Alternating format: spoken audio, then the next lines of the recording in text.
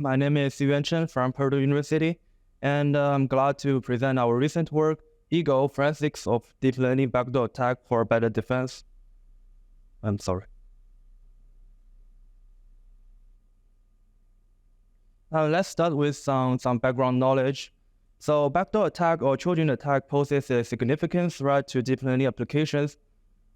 For a normal model, if we input an image, the model will give us a correct prediction. For backdoor models, it also performs well when the inputs are normal. However, if we stamp a specific pattern, the so-called backdoor trigger, on the input image, the model will misclassify it to the target label. The attack model of deep learning backdoors becomes increasingly similar to that of the traditional cyber attacks on software. Vulnerabilities exist in many applications. The attacker crafts a special input, for example, an extremely long input, to exploit a buffer overflow vulnerability. Forensics is an important countermeasure for traditional cyber attacks. Given the program and the exploit inputs, traditional forensics identifies their root causes, assess the damage, and provide critical information. This information helps build vulnerability or malware scanners to identify similar attack instances and similar bugs. In this work, we adopt the forensics ideas to design a backdoor forensics. So given the children models and some children inputs, backdoor forensics extract the trigger information and help improve the backdoor scanners to detect attacks of the same type. Some existing backdoor scanners try to reverse engineer or invert the backdoor trigger to distinguish between the clean and the backdoor models, since the clean models do not have such kind of trigger. However, the existing scanners suffer from no knowledge about the trigger patterns, and thus it's hard to invert the trigger with such little guidance. So take a complex backdoor trigger WANET as an example. So here is the original image, and we stamp the trigger on it. We cannot tell the difference between two images. However, if we zoom in some area in this figure, we can see that actually the trigger effect is just some line wrapping. Given such a complex trigger, without enough guidance, it's hard to invert the trigger. Hence, it's hard to detect such backdoor. However, forensics gives us some critical information about the backdoor trigger. We can use the information to improve the inversion, such that it can invert similar triggers and detect the backdoor. Then we introduce our problem definition. The knowledge we have is a set of children images attacked by one type of backdoor. We also assume we have collected a few poison images with triggers for each model and some clean images. So this procedure is similar to that of the data collection stage in the traditional forensics, where the poison models are analogous to some programs with the same type of bugs. And the poison images are malicious inputs, and clean images are normal inputs. Our goal of backdoor forensics is to first extract and summarize the trigger properties, for example, the trigger colors and the trigger patterns. So it provides some guidance for trigger inversion, and that will improve the scanning performance. Our technique works to improve the existing scanners to detect backdoors of the same type in other models. This means we cannot deal with some unseen backdoors. And this is also similar to that of the traditional forensics that first extract bug information and leverage that to improve the bug detector. Then we introduce the overview of our backdoor forensics method. There are three phases. So the first phase is the attack decomposition. So in this phase, given a children image, we want to decompose it to the clean version and the trigger. Then in the second phase, we summarize the trigger features into some distributions. And finally, in the scanner synthesis phase, we use the summarized trigger distribution to guide the trigger inversion. And I will briefly introduce each of the phases in the following slides. We first talk about the attack decomposition phase. So at the first phase, attack decomposition, we want to decompose the children image x plus t to its clean version x2 and the trigger t2. The goal of the attack decomposition is that the decomposed clean version x2 is similar to the source image x, and also the decomposed trigger t2 is similar to that of the ground truth trigger t. So here shows this figure shows the reflection backdoor, whose trigger is a hallway reflection stamped on the input image dog. Our goal is to decompose the children image into a clean dog and a hallway reflection trigger. And here is the workflow of the attack decomposition. This is a cyclic optimization consisting of 2 stages and 7 steps. We begin in the first stage, the unstamping stage. At the beginning, we initialize the decomposed clean image using the children image, and also we initialize the trigger with some random values. At this stage, we want to optimize the decomposed clean image and the trigger for better visual quality, so that the decomposed clean images become more and more similar to that of the ground truth image, and also the decomposed trigger becomes more and more similar to that of the ground truth trigger. There are 3 steps in the unstamping stage. In the first step, we unstamp the previous trigger from the children image and derive the draft clean version. Since the unstamping operation is a little aggressive, like directly subtracting the trigger from the children image. The draft clean version seems a little bit noisy. Therefore, in the second step, we utilize the pre-trained gain to reconstruct the draft image to a better clean version, x2.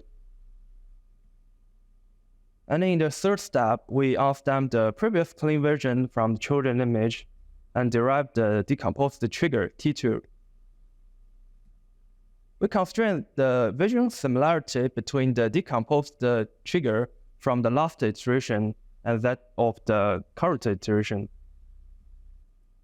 Also, the decomposed clean image at this round should be similar to that of the clean image in the last round.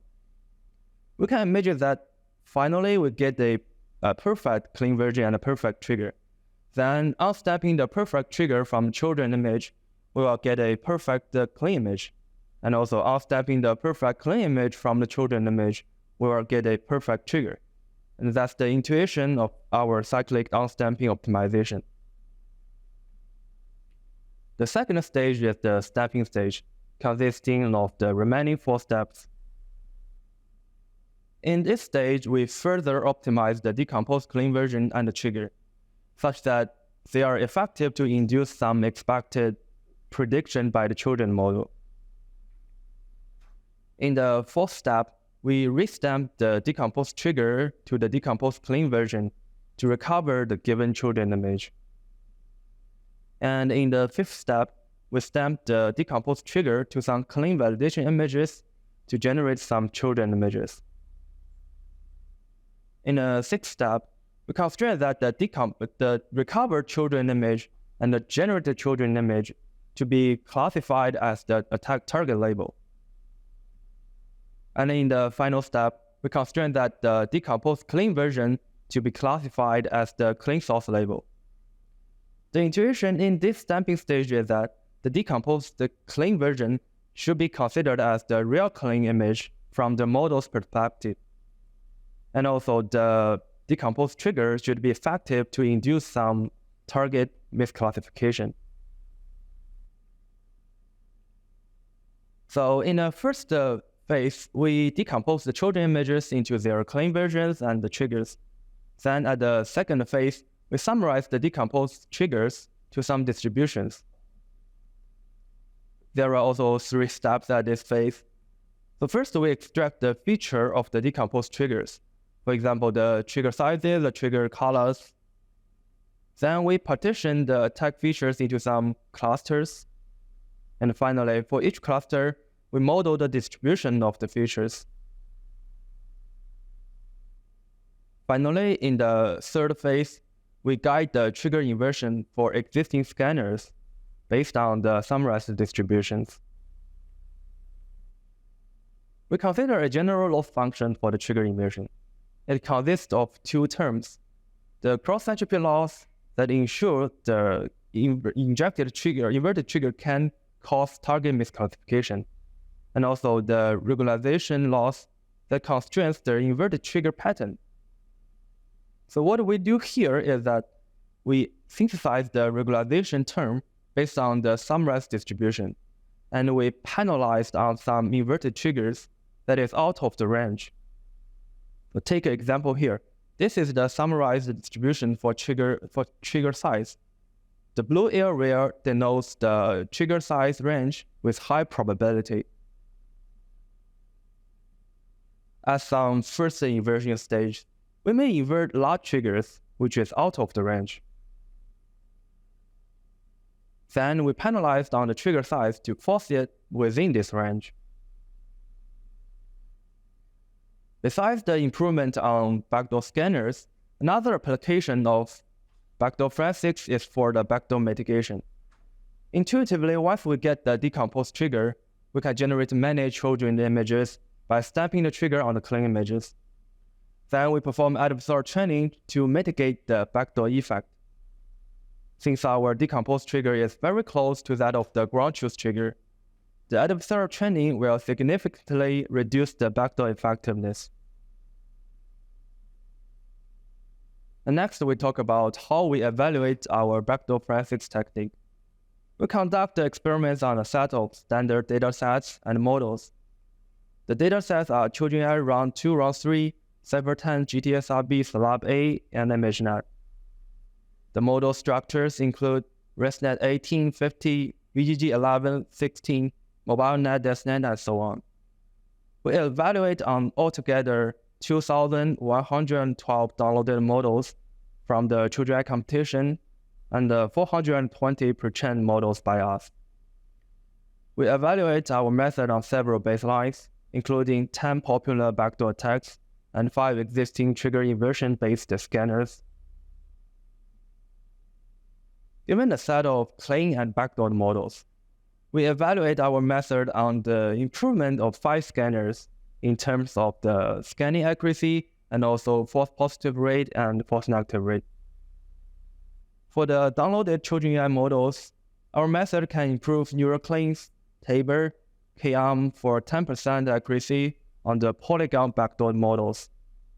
And moreover, our method improves ABS and Trinity for 9% to 27% accuracy on histogram filter backdoor models.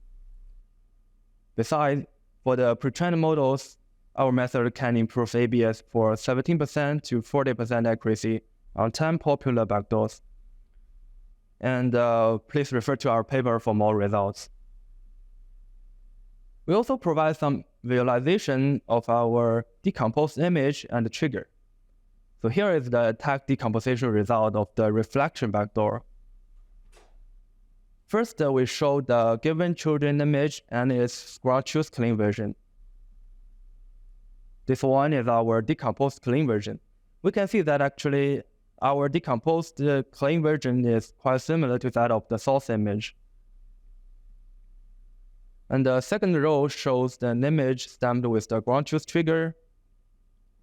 And this one is the clean image stamped with our decomposed trigger. We can also see that the decomposed trigger is similar to the ground truth trigger. And here is another example for the invisible backdoor.